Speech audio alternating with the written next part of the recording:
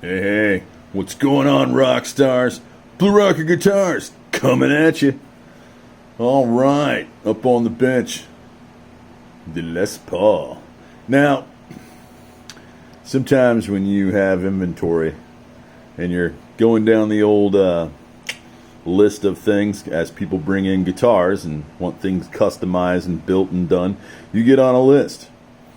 And you're either on the top of that list, or you're in the middle of that list, or you're at the bottom of that list. So LaRoche was kind of at the bottom of the list. I had about 7 or 8 guitars in front of him. Of course, he didn't know that, but it is what it is. And sometimes memory is a wonderful thing to keep in check. Well, not sometimes. All times. Memory is a wonderful thing to keep in check. And I guess my memory wasn't as pristine and up-to-date as needed at that moment. So I was messaging him the other day, and I was like, yeah, we're getting ready to put the Greenie into paint. He's like, Greenie? What the hell are you talking about? I was like, the Greenie, we're doing the Greenie on the Les Paul. He's like, dude, have you lost it? I'm like, apparently. So, yeah, slash that. And this is actually gonna be slashed. No pun intended. This is the Appetite for Destruction / guitar paint job, not the Greenie. So, I don't know how I got that confused. Maybe it's because I'm getting younger. You know us young guys. We're too focused on, like, chicks, drinks, stuff like that. Man, our memories slip a little, if you will. So yeah, memory slip, not really good. So now that we got focus with intention, we're gonna get this into paint, and he'll be happy that it's not a Greenie, because he was just not thrilled about that, obviously. Which I thought that was going to be that, but obviously that wasn't the case. This is the / Appetite for Destruction. Yeah.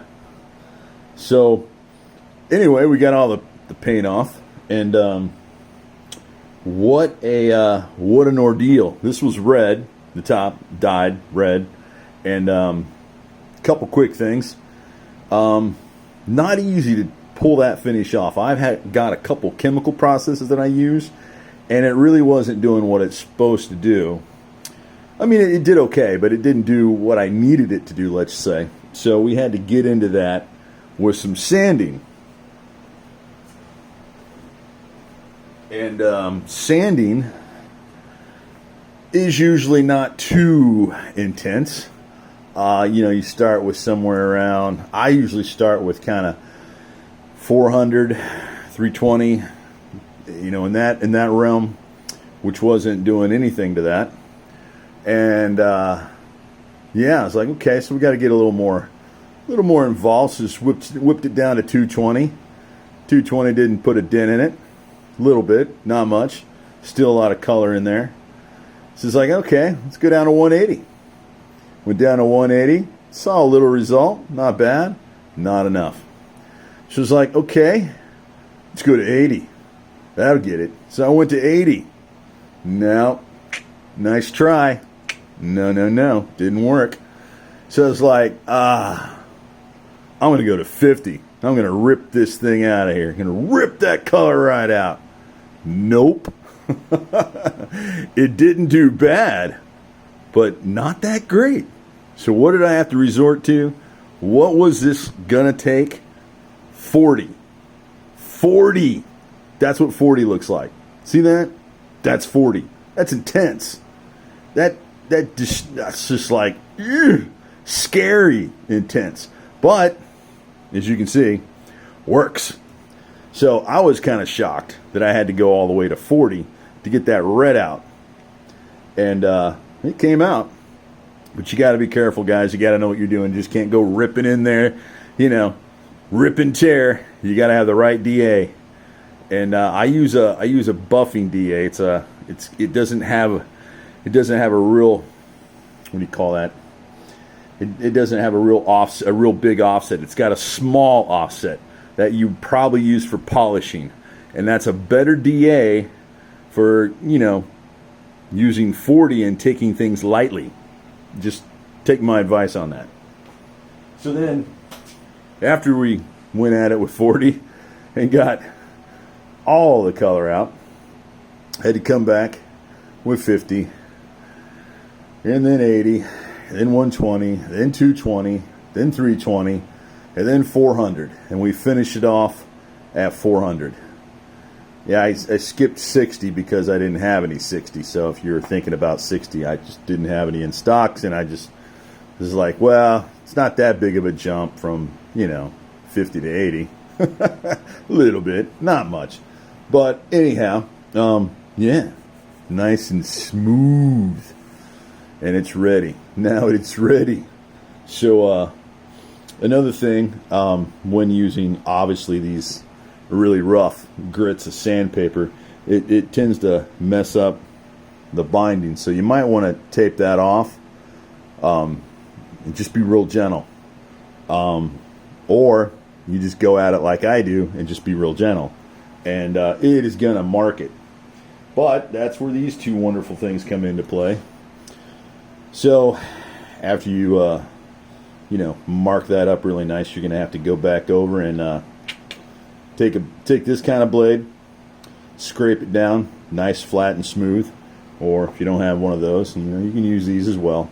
You just got to be careful, guys. You don't want to take too much of that off. You just want to take enough of it off to where it's beautiful and smooth, as you can see.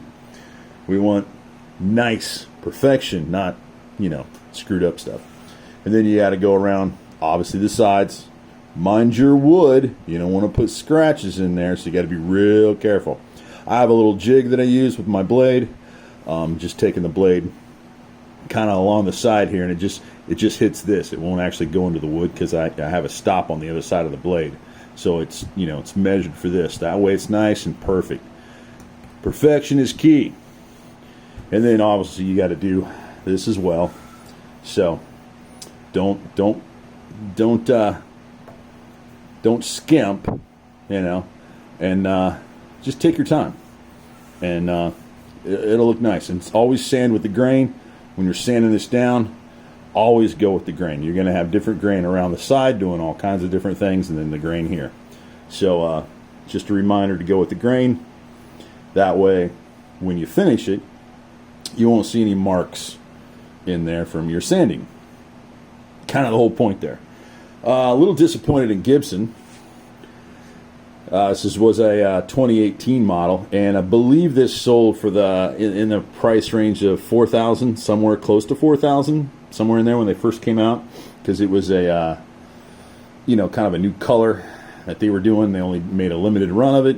It was this amber, red amber see-through something. I don't know. They called it something. I can't remember. Anyway, yeah, you see that? Yeah, you know what I'm talking about. You Gibson guys know what I'm talking about. See the wood? That's the top. You're not supposed to see that. This binding is supposed to cover that. That should be binding.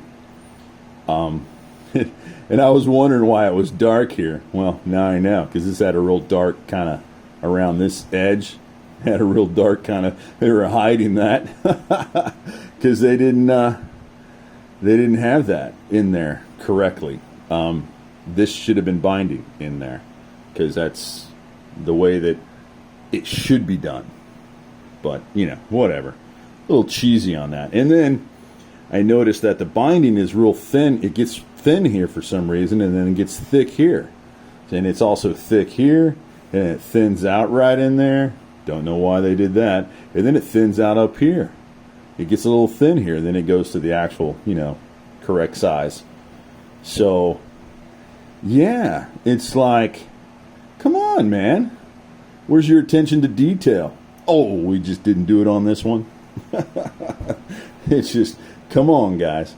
And then I have genuine mahogany in the shop here because I use that on some of my builds.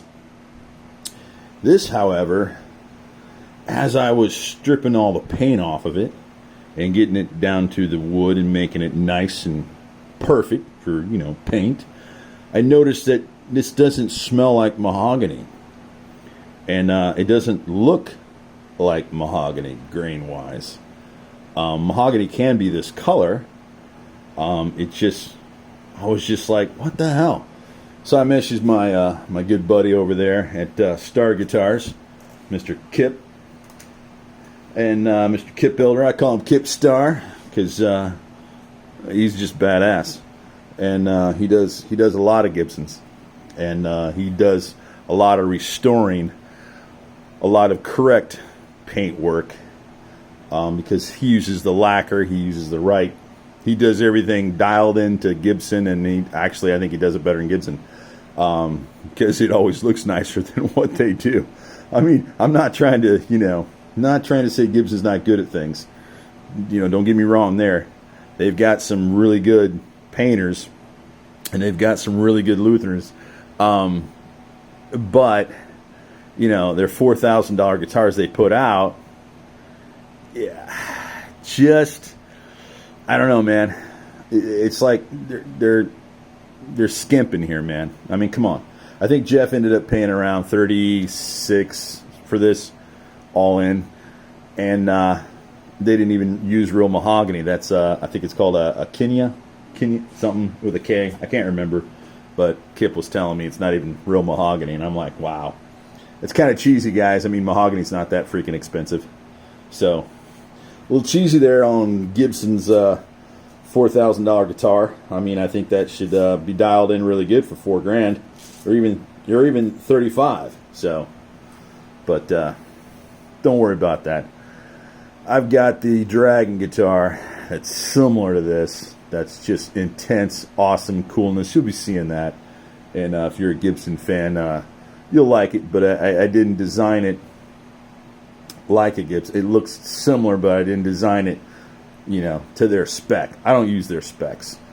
I think their specs are okay, but yeah, I dial in my necks way better. I don't have this ridiculous thing that they still keep doing for some reason, and I got rid of that. Yeah, I mean, come on, guys. I mean, I understand back in the day, but I don't know. Maybe players still like this heel thing. I never got the idea of that. But anyway, not going to rag on them. They've been around for a long time, and they make some really cool stuff, but they just hadn't made anything really cool in a while, so going to rag on them a little bit there. Unless you go to the custom shop, and that's, 10, 20 grand. And then it'll be dialed in, then it'll be nice, then it'll be freaking perfect, but, I mean, come on. $4,000, you should be able to get, something nice for 4 G's, man. That's all I'm saying. Anyway, enough of me bitching on them a little bit. But yeah, this is going to be cool. This is going to be awesome. And this will definitely be slashed out. So, yeah, sorry, no Greenie. All right, guys. Like, share, subscribe, comment down below, and we will catch you on the flip side. See ya.